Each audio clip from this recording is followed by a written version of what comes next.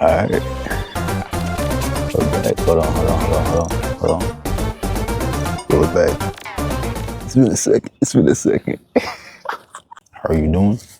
How are you doing today? I hope you're having a great day, because I'm always having a good day, actually. As long as I'm alive, it's a good day. So let's get into it. Extrapolate. Put it right there, Pit. While I was recording this video, I would think of extrapolate, or planning this video, I would think back to that clip of Goku going Super Saiyan 3, and he would go, to go even further beyond. Is to go even further beyond. So let's get into it. Sal Talks, episode 2, extrapolate, to go beyond, or how to learn something from anything. And I was thinking about planning these videos or making them more organized. And as I was thinking about it, and as I was kind of trying to script write, I stopped for a second. I remembered the reason why I even started this, or the reason why I wanted to start this, is because I just yap a lot, I just talk. So since I just do that, I was just going to record myself just talking. And if it seems a little unprofessional and there's pauses here and there, and there's, that's kind of a part of the whole authentic feel to it. So I'm going to keep doing that. I'm going to keep it there. So I do have my notes, but that's about it. And then the rest is just going to be straight from the dome. But just yapping. So let's go. So Merriam-Webster defines extrapolate as kind of something similar to taking known data and going beyond it, or taking known data and going to unknown, beyond territories, and to infer something from something else. I think that's kind of the gist. I'm going to flash the definition there on the screen, just if I didn't do it justice, but that's kind of what it identifies it as. And that's the right definition. I kind of take that and I kind of go a little beyond that. I kind of extrapolate the definition of extrapolate. And I think extrapolation as, don't take things at face value and always look for a deeper meaning and extract a lesson out of anything. That's kind of how I use extrapolate, though that's not the dictionary definition. That's how I extrapolate in my life whenever I see things, or however I learn things. That's kind of the purpose of this video, is to show you how I extrapolate, give you examples of how I extrapolate, and to teach you, look, this is how you can learn something from anything, or learn anything from something. So this is really how I just learned the majority of my lessons in my life. I kind of just extrapolate. I'll take something, I'll see an ant walking, and an ant grabbing food and going back to the hill, and then I'll be like, it's not just human beings, it's not just birds, it's not just, every single animal has to put some type of work, some type of effort in order to eat. You reap what you sow. So that's kind of the way of life. The way of life is, you want to eat or you want to survive, you need to work in some way, shape, or form. And the ants work, and they don't get a wage. They might not get paid in dollars or euros or whatever, but they work just to get the food, and you could say they're paid in the food directly, because it's what they eat, and it's what they need, So that's kind of an example of how I extrapolate. Another example is when I first started at my new high school. So I transferred over from 10th grade to 11th grade to a different school. And the school I transferred over to was it was the inaugural year of the school, meaning it was the first year that the school was being founded, the first year the school was being made.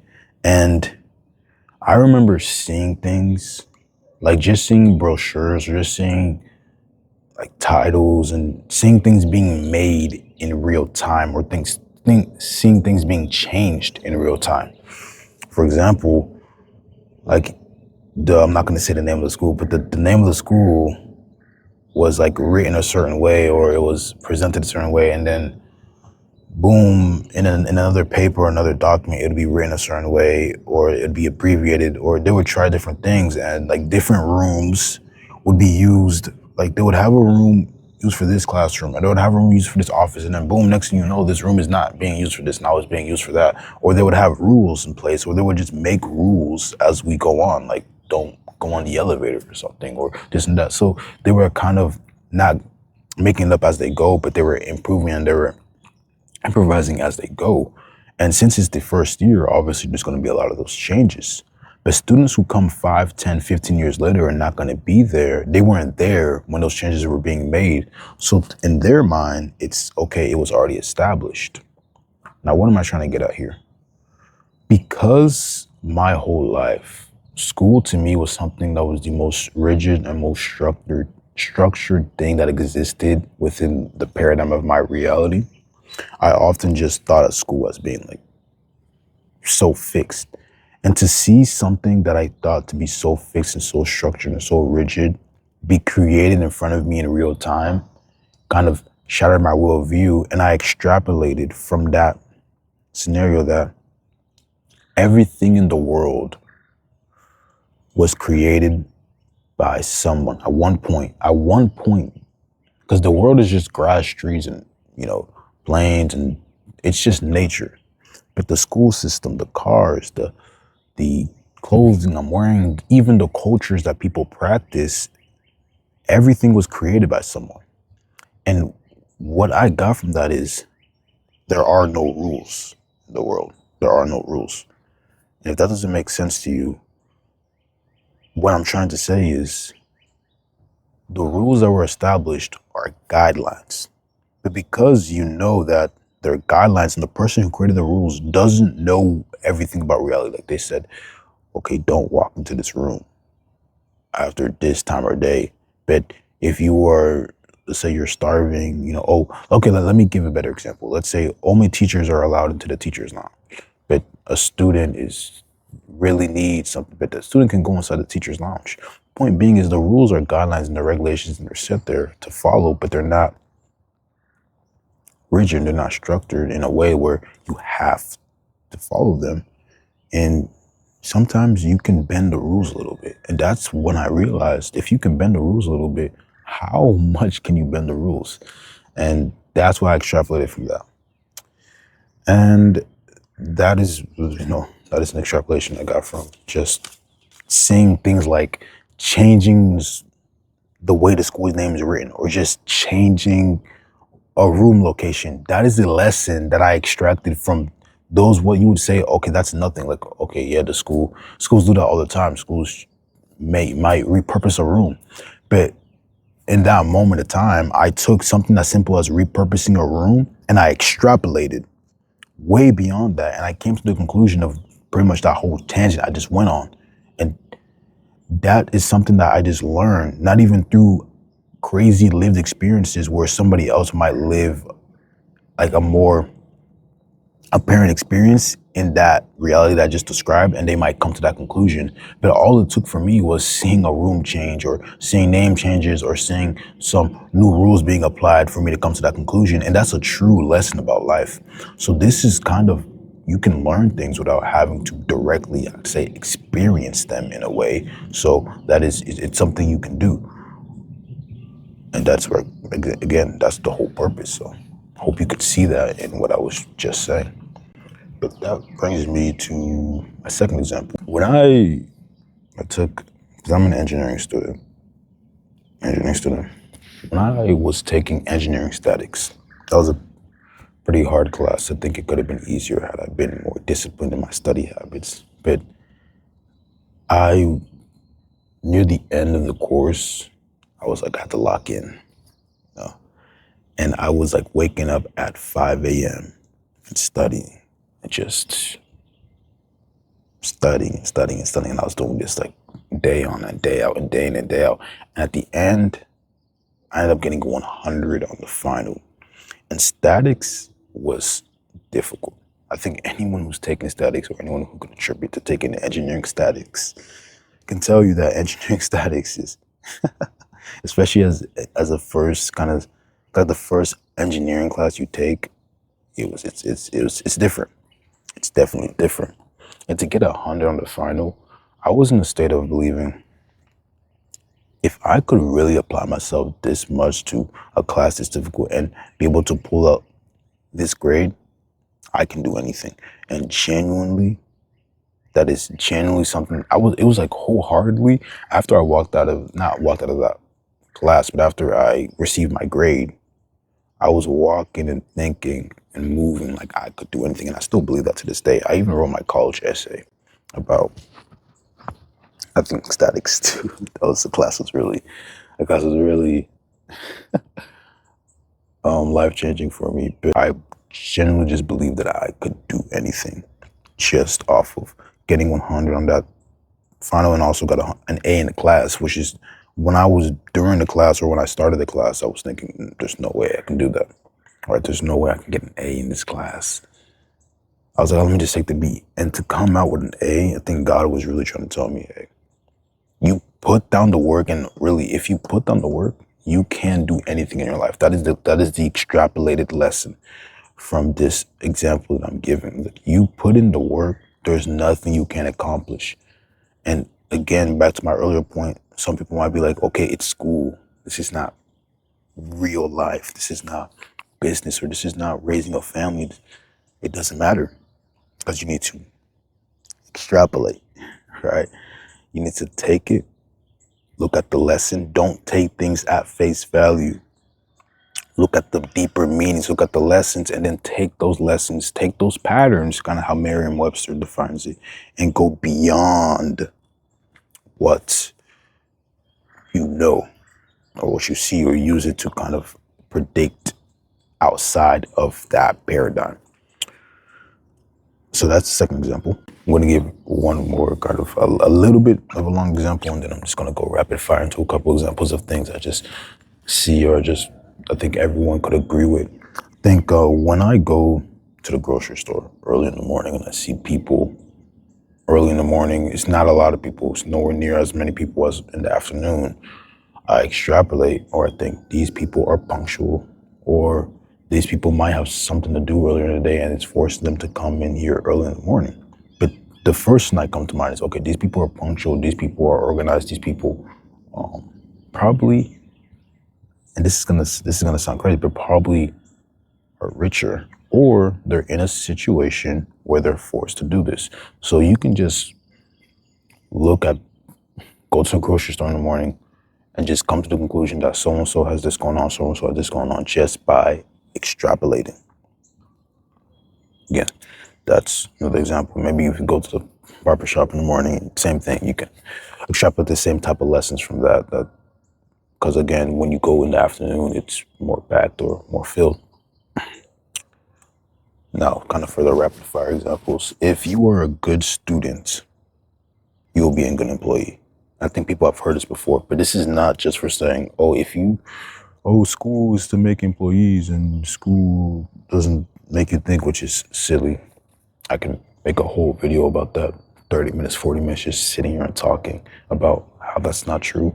But when I say the statement, if you're a good student, you'll be a good employee, what I'm saying is the things that require you to be a good student, things such as study habits, which is discipline, like following instructions or memorizing information, or just learning how to apply things and apply it through a test, or doing the same skills that are needed to be a good student would probably be the same skills needed to be a good employee. Now, that doesn't mean school is, like detrimental to you, or it teaches you to be an employee. That's not what school is. But it's a skill set. It teaches you a skill set that you can use that same skill set in certain positions. And kind of on the same track, this kind of a statement, if you can't make your bed in the morning, you can't be rich. If you can't make your bed in the morning, you can't be rich. Now, is that true? Probably not.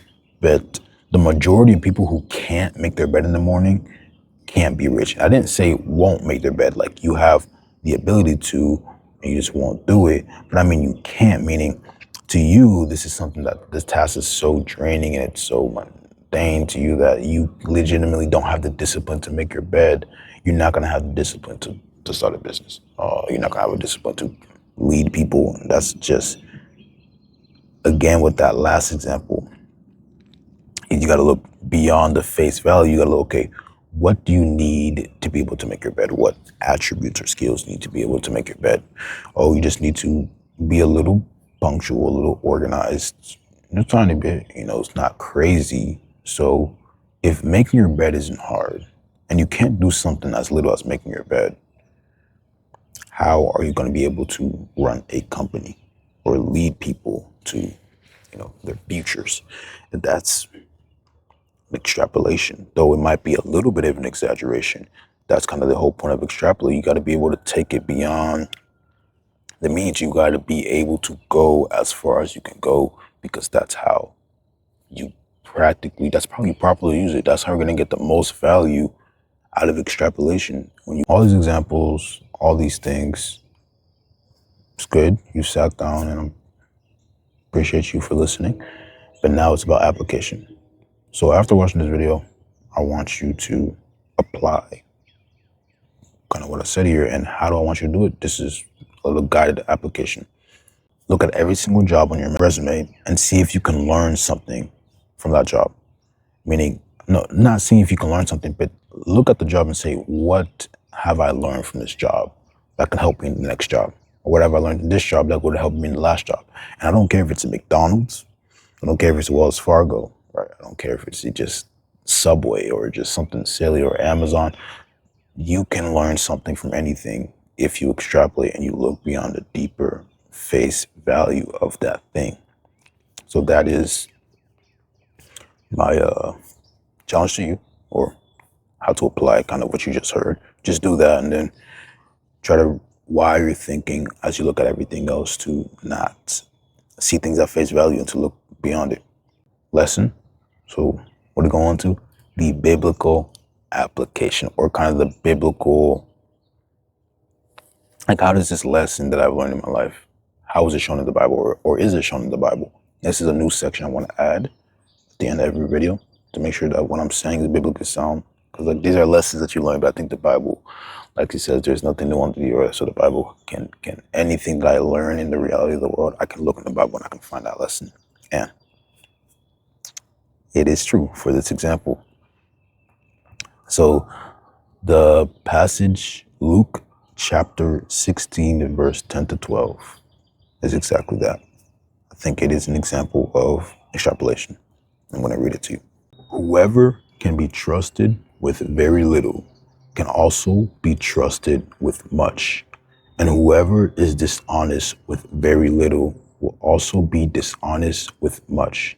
So if you have not been trustworthy in handling worldly wealth, who will trust you with true riches, riches of heaven? And if you have not been trustworthy with someone else's property, who will give you property of your own? And I think that's a perfect way to, like, kind of tie the bow on the video, because if that's not extrapolation, then what I've been talking about for the past 20 minutes, I don't know what is. This video gave you some value. And yeah, I mean, I actually like, this was really nice. I've not recorded a video in a while. This was very, very, very nice. I just like sitting here and just talking, just saying my thoughts. Maybe one person will be like, oh, that's cool. Or one person's like, oh, I never thought about it like that. And I genuinely like this. And if you haven't noticed, I do have a mic now. So in comparison to the first video, the quality is so much better. If you saw it, the quality is much, much, much better. And yeah, this journey of content creation is definitely something I wanna continue. But let me. Check. Hey, Whoa, whoa, yeah, yeah. I'm so happy I'm alive today. I'm so happy I can see the light today. It don't matter if it's rain or shine today, cause I know the God is on my side today. Hey, I'm so happy I woke up today. Put a little coffee in my cup today. It's the post-credit scene. Okay, if you made it this far, I appreciate you. That's good. That is amazing. No, actually, I genuinely appreciate that. That is a great support.